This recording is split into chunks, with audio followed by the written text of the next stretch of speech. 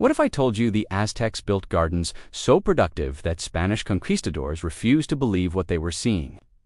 Floating islands of vegetables surrounded their capital city. Crops grew year-round without soil. Fish swimming beneath the plants provided all the fertilizer those gardens ever needed.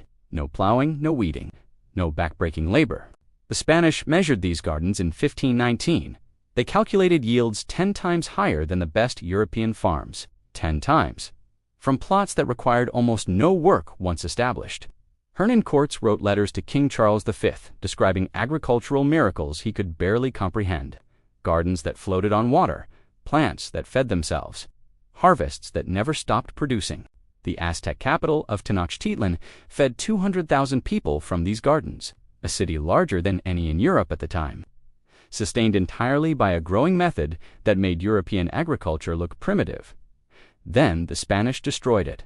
They drained the lakes, they burned the floating gardens, they forced indigenous farmers onto European-style plots that produced a fraction of the food. Within 50 years, the most productive agricultural system in the Americas had nearly vanished. For 500 years, this knowledge was buried. Not because it stopped working, because it worked too well, because you cannot sell fertilizer to farmers whose fish provide it free. Because you cannot sell irrigation equipment to gardens that water themselves. Because colonial powers needed indigenous people dependent, not self-sufficient. Today, this ancient method is quietly returning under a modern name: aquaponics. The same principle the Aztecs perfected 5 centuries ago. Fish waste feeds plants. Plants clean water for fish. A closed loop that produces protein and vegetables simultaneously while requiring almost no inputs.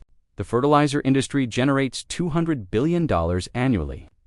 The aquaculture feed industry adds billions more. Both are threatened by a system where waste from one component feeds another. This is the story of chinampa agriculture, the floating gardens that fed an empire, the lazy method that outproduced every alternative, and the reason 500 years of suppression could not kill knowledge too valuable to die.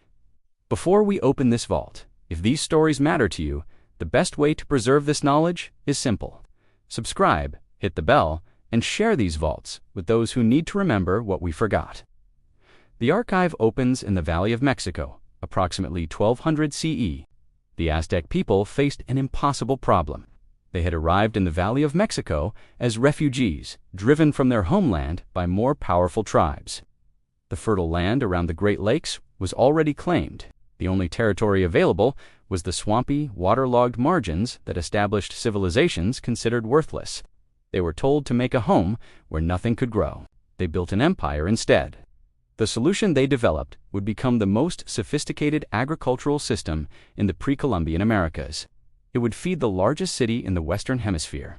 It would produce yields that European agriculture would not match for another 4 centuries.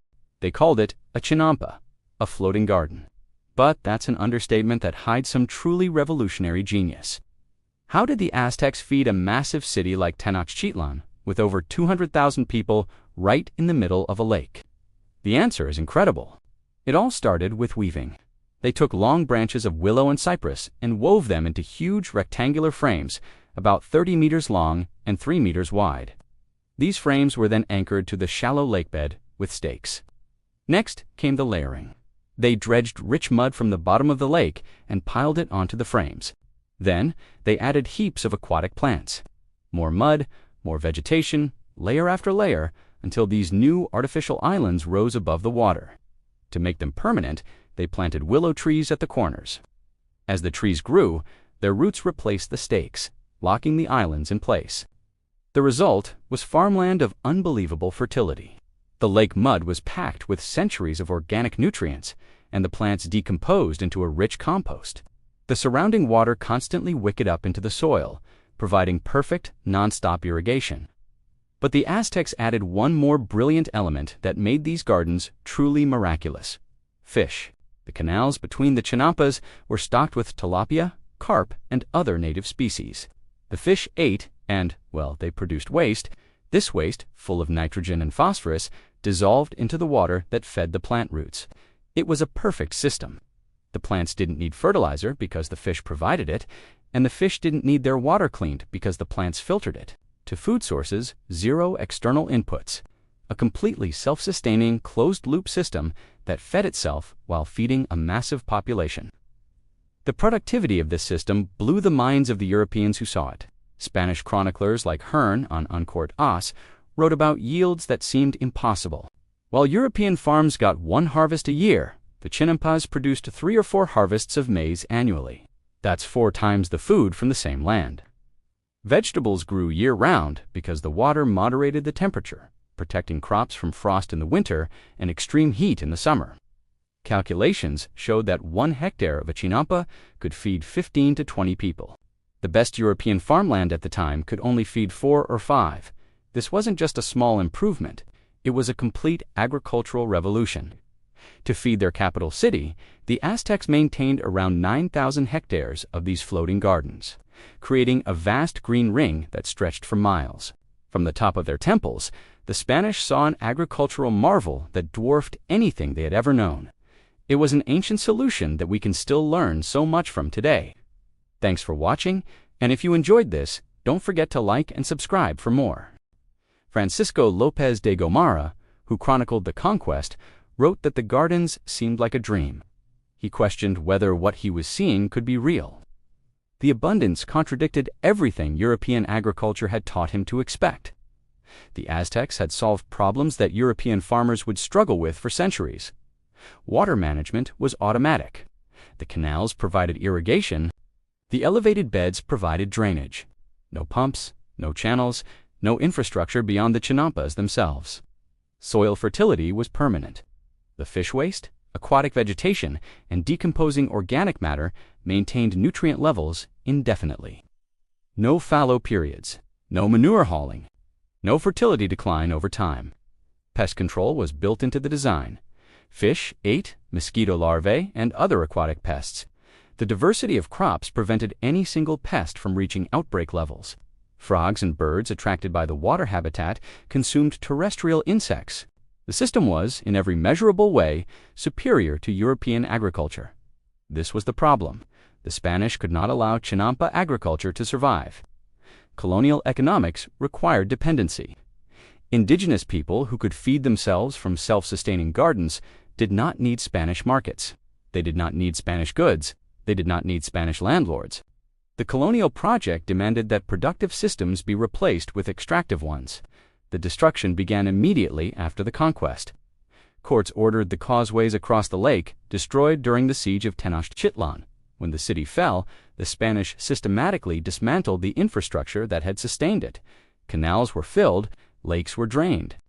Floating gardens were converted to dry land, suitable for European-style farming. The official justification was sanitation. The Spanish claimed the lakes bred disease. The water must be removed for public health. This argument would be repeated for centuries as drainage projects slowly eliminated the lake system entirely. The actual motivation was control. Chinampa farmers were independent. They produced food surplus without purchasing inputs. They traded in local markets rather than colonial ones. Their prosperity did not flow upward to Spanish administrators. Dry land farming created dependency. Crops failed without rainfall. Yields declined without fertilizer. Farmers fell into debt. Debt created leverage. Leverage created control.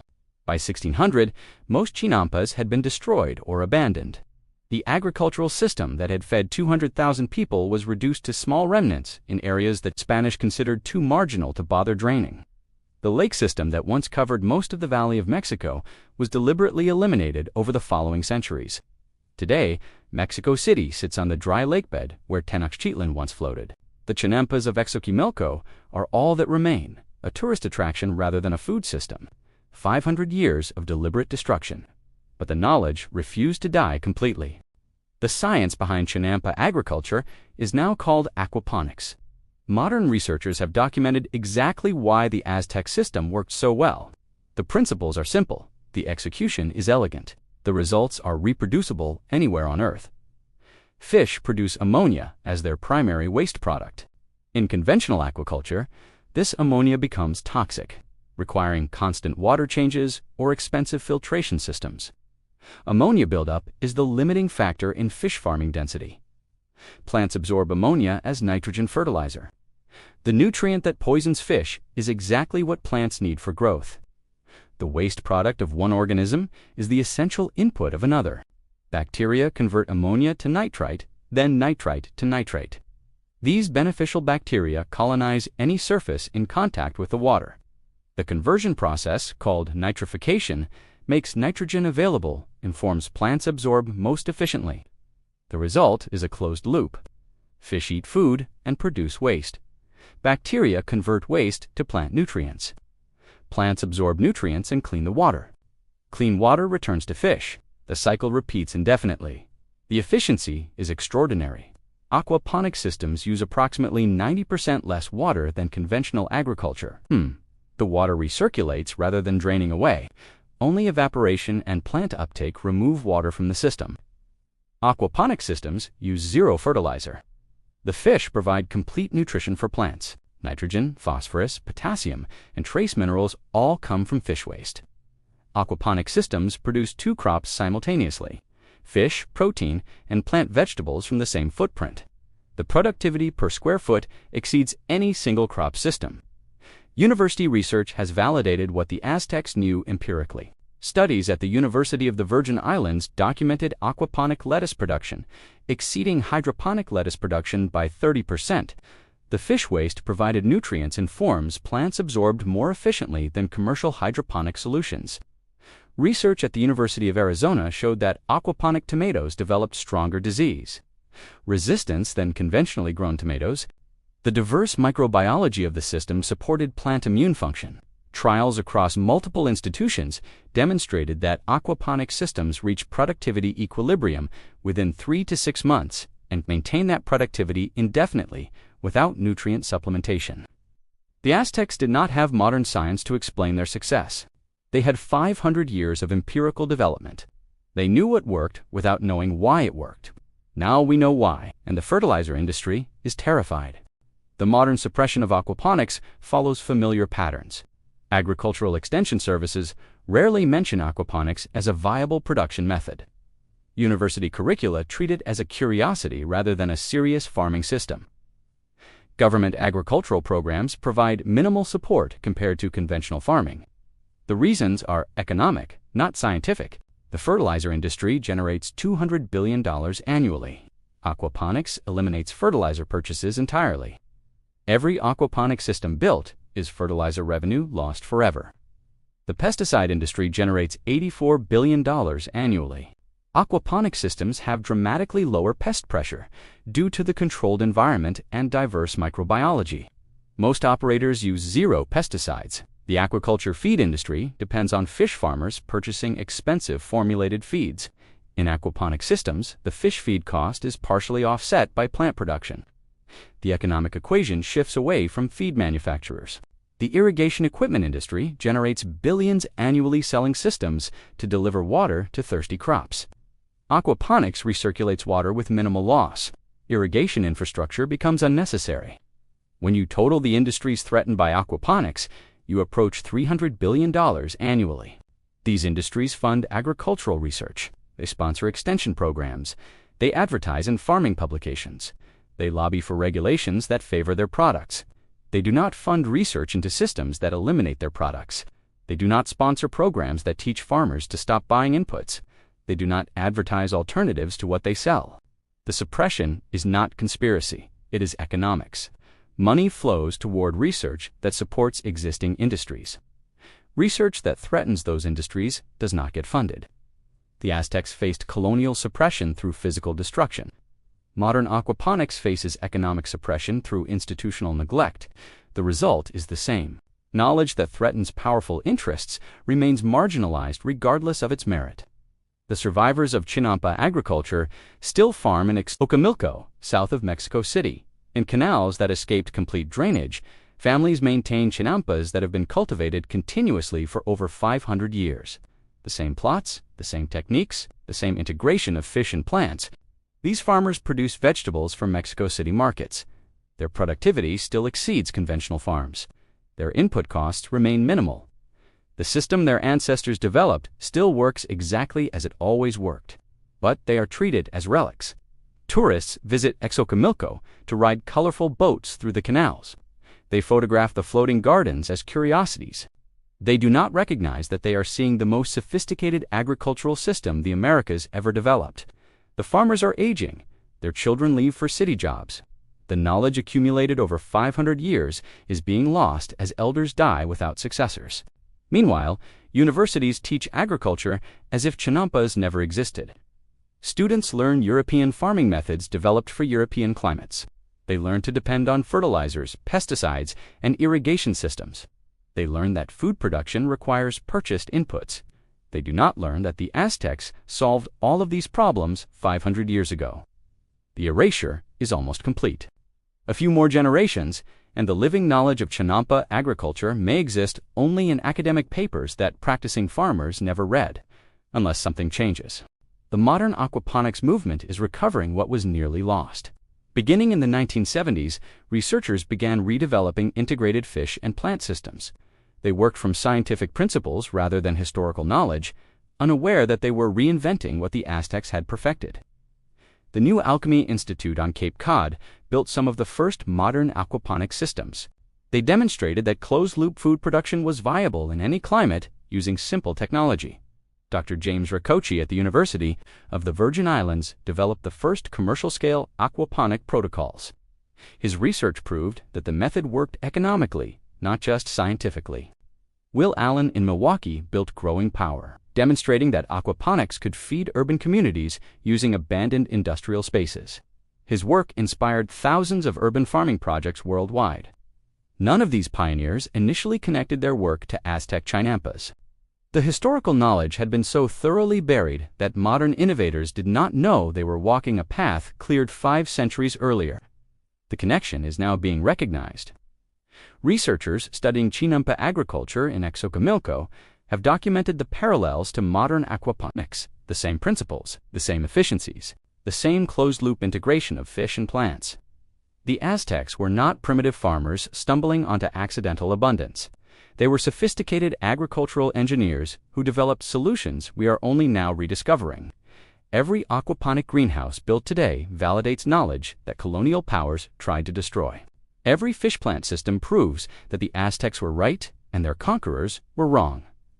The stupid method? The lazy garden. The primitive technique. It produces more food with fewer inputs than anything the conquering civilization ever developed. The home aquaponics revolution is making this knowledge impossible to suppress. The basic system is remarkably simple: a fish tank, a grow bed filled with gravel or clay pellets, a pump to circulate water. That is all. Fish are stocked in the tank. Tilapia are most common because they tolerate variable conditions and grow quickly. But catfish, trout, perch, and even goldfish work, depending on climate and goals. The pump moves water from the fish tank to the grow bed. The water flows through the growing media, where bacteria convert fish waste to plant nutrients. The filtered water returns to the fish tank by gravity. Plants grow in the media bed with their roots in the nutrient-rich water. Lettuce, herbs, tomatoes, peppers, cucumbers, and virtually any vegetable thrive in aquaponic systems. The fish are fed daily. That is the only input. Everything else cycles internally. Within 3 months, a properly designed system reaches biological equilibrium. The bacteria populations stabilize. The nutrient levels balance. The system begins producing food continuously with minimal intervention. A modest backyard system with a 300-gallon fish tank can produce 100 pounds of fish and several hundred pounds of vegetables annually, from a footprint smaller than a parking space, using less water than a conventional garden, 1/10 the size. The economics favor the home producer. Commercial vegetable prices reflect transportation, storage, and retail markup. Aquaponic vegetables cost only fish feed. A pound of tilapia feed produces approximately 1 pound of tilapia, plus 2 to 3 pounds of vegetables. Fish prices reflect the same commercial markups. Aquaponic fish cost feed plus minimal electricity for pumping. A system producing 100 pounds of tilapia annually saves hundreds of dollars in fish purchases alone. The combined savings typically pay for system construction within 2 years. Every year afterward is pure benefit. The fertilizer industry cannot sell to aquaponic gardeners. The pesticide industry has no aquaponic customers. The grocery industry loses revenue to every household that produces their own fish and vegetables. This is why you did not learn about aquaponics in school. This is why your local extension service does not offer aquaponics workshops. This is why the gardening publications featuring chemical fertilizers do not discuss fish-powered gardens. The knowledge threatens too many industries to be promoted. The climate case for aquaponics is becoming impossible to ignore. Water scarcity is increasing globally. Aquifers are depleting. Rivers are running dry. Agriculture consumes 70% of freshwater withdrawals worldwide. Aquaponics uses 90% less water than conventional agriculture. Fertilizer production consumes enormous energy. Natural gas is the primary feedstock for nitrogen fertilizer. Phosphorus is mined from finite deposits.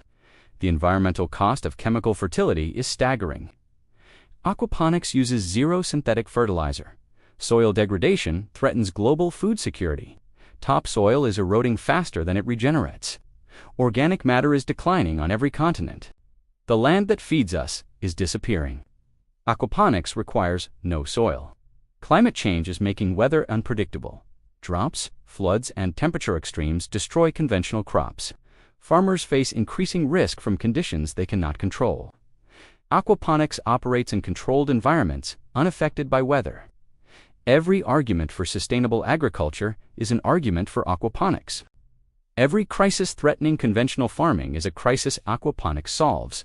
The Aztecs developed this system because they had no choice. The swampy margins they were forced to occupy demanded innovation. Their constraints became their advantage. Modern civilization faces different constraints leading to the same solution.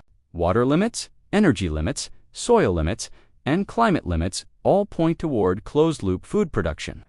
The lazy garden that uses fish poop instead of fertilizer is not just historical curiosity, it is the future of food production.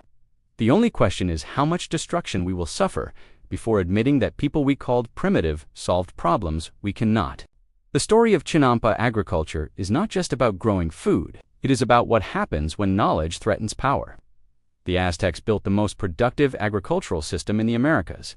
It fed the largest city in the Western Hemisphere.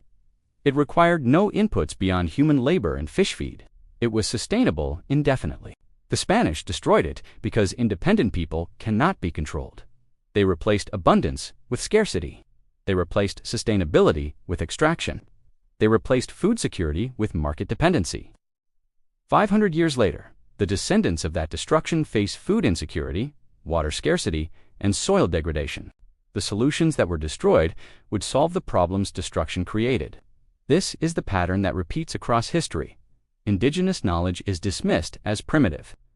Colonial systems replace what worked with what extracts. Centuries later, science rediscovers what was always known. The cycle continues. Aquaponics is chinampa agriculture with a modern name. The fish still feed the plants. The plants still clean the water. The loop still closes without external inputs. The Aztecs knew this 500 years ago. The fertilizer industry hopes you never learn it. The choice of whose knowledge to trust is yours. You can build an aquaponic system this month. The materials are available at any hardware store. The fish are available at any aquarium supplier.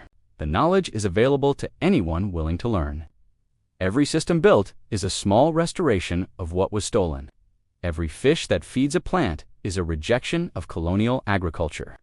Every vegetable grown without fertilizer is proof that the stupid method works.